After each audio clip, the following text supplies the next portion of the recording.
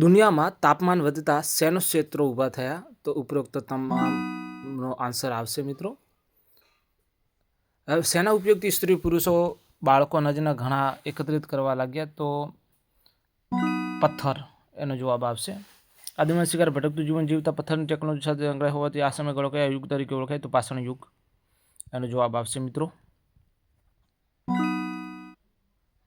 આદિમાનવ શરીર ઢાંકવા માટે શેનો ઉપયોગ કરતા? તો 1 અને 2 જવાબ આવશે. ભારતના આદિમાનવના વસવાટના અનેક સ્થળો કોણે શોધી કાઢ્યા હતા? ઉપરોક્ત તમામ બધાએ શોધી કાઢ્યા હતા. કઈ જગ્યાએથી બાળકોના મૃતદેહના અવશેષો મળી આવ્યા હતા? તો ઇનામ ગામમાંથી. કુનોલ ગુફા કઈ જગ્યાએથી મળી આવી? તો દક્ષિણ ભારતમાંથી. આદિમાનવ કયા આકારના ઘરમાં રહેતા હતા? તો એનો જવાબ આવશે મિત્રો લંબચોરસ. આદિમાનવ ઓજાર તરીકે શેનો ઉપયોગ કરતા હતા? તો એનો જવાબ આવશે ઉપરોક્ત તમામ.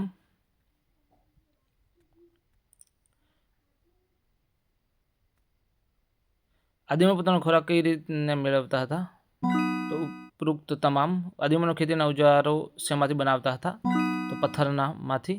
આદિમાનવ ધાન્ય ઉગાડવા શેનો ઉપયોગ કરવા લાગ્યા? તો પથ્થર એ જવાબ આવશે. મહેરગઢ કઈ જગ્યાએ આવેલું છે? પાકિસ્તાનમાં આવેલું છે. ઘઉં ઘેટા બકરા પથ્થરના ઓજારો તો એ મહેરગઢ. કઈ અવસ્થાને હન્ટર એન્ડ ગેધર અવસ્થા કઈ? આદિમાનવની. પ્રાચીન સમયમાં ભારતનું સૌથી પ્રાચીન ગામ કયું ગણી શકાય? તો મહેરગઢ. ચોખા અને પ્રાણીઓના હાડકાં કઈ જગ્યાએથી મળી આવેલા? તો કોલ્ડી હવા.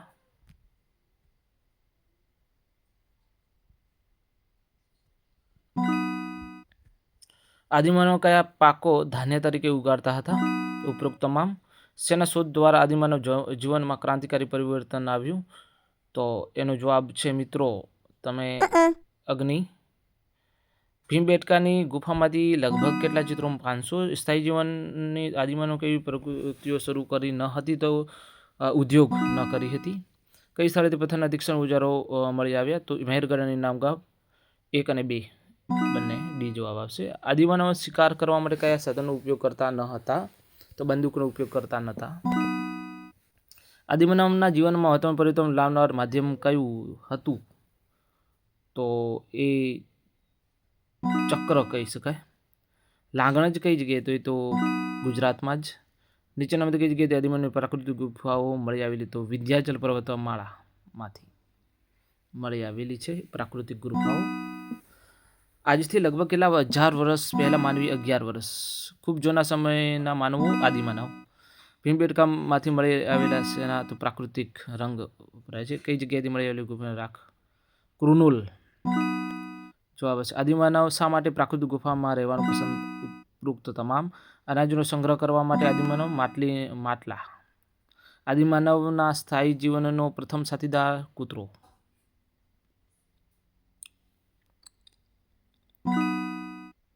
મસૂર અને ખાડાવાળા મકાન કઈ જગ્યાએથી મળી આવેલા છે? તો એક ડી જવાબ હશે. 1 અને 2 બુરુજોબ અને ગુફરાલ. કયું સ્થળ આદિમાનવના વસવાટ માટે ઉત્તમ કહી શકાય? ભીમબેટકા. ચિરાંદ કઈ જગ્યાએ આવેલું? બિહાર.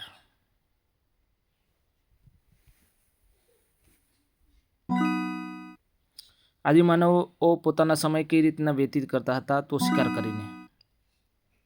ભીમબેટકાની ગુફાઓ કયા રાજ્યમાં આવેલી છે? તો ભીમબેટકાની મધ્યપ્રદેશ. આદિમાનવ કેવું જીવન જીવતા હતા? તો ભટકતું જીવન જીવતા હતા. કઈ જગ્યાએથી મળી આવેલા પુરાવા મુજબ આદિમાનવ મૃત્યુ પામનારને માન સન્માન? તો મહેરગઢ દફનાવતા હતા. આદિમાનવ ચક્ર શેમાંથી બનાવતા હતા? એ અને બી ડી જવાબ આવશે. ઝાડના થડમાંથી અને ઝાડ લાકડામાંથી. ભીમબેટકાની ગુફામાંથી આદિમાનવ ચક્ર શેમાંથી બનાવતા હતા? ભીમબેટકાની ગુફામાંથી આદિમાનવના કયા કયા ચિત્રો મળી આવ્યા? તો ઉપરોક્ત તમામ જવાબ આવશે. કોલ્ડી હવા કઈ જગ્યાએ આવેલું છે? કોલ્ડી હવા ઉત્તર પ્રદેશ. આદિમાનવ વરસાદ જંગલી પ્રાણીઓથી પોતાનું રક્ષણ કરવા શેમાં રહેતા હતા? પ્રાકૃતિક ગુફામાં રહેતા હતા.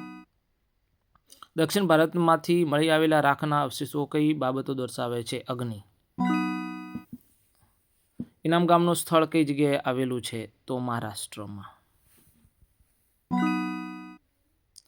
કઈ નદીના આસપાસના પ્રદેશોમાં આદિમાનવની પ્રાકૃતિક ગુફાઓ મળી આવેલી છે? તો નર્મદા.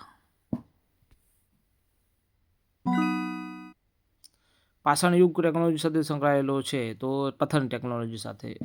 કઈ ટેકનોલોજી? તો પથન ટેકનોલોજી. આદિમાનવ અગ્નિનો ઉપયોગ કઈ કઈ જગ્યાએ કરતો હતો? ઉપરોક્ત તમામમાં આવશે. માંસ શેકવા માટે, પ્રકાશ મેળવવા અને જંગલી પ્રાણીઓનું પોતાનું રક્ષણ કરવા માટે.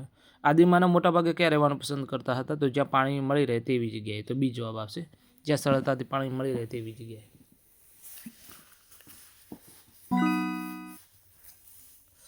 ઇનામ ગામમાં આદિમાનવ કયા આકારના ઘરમાં રહેતા હતા? તો ઇનામ ગામમાં લંબચોરસ યા ગોળ?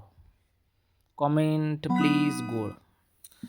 આદિમાનવ ખેતીના ઓજારો તરીકે શેનો ઉપયોગ કરતો હતો? ઓજારો તરીકે તો ઉપરોક્ત તમામ. ખુરપી બુરપી બધું.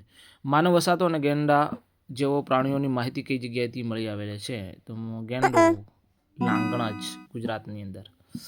એક જગ્યાએથી મળી આવેલા પુરાવા મુજબ આદિમાનવ મનુષ્યની સાથે કઈ પ્રાણીને તફાવત? બકરી. સૌ પ્રથમ ઘઉંની ખેતીની શરૂઆત કઈ જગ્યાએ? મહેરગઢ. ઘઉં. મહેરગઢ ઘઉં.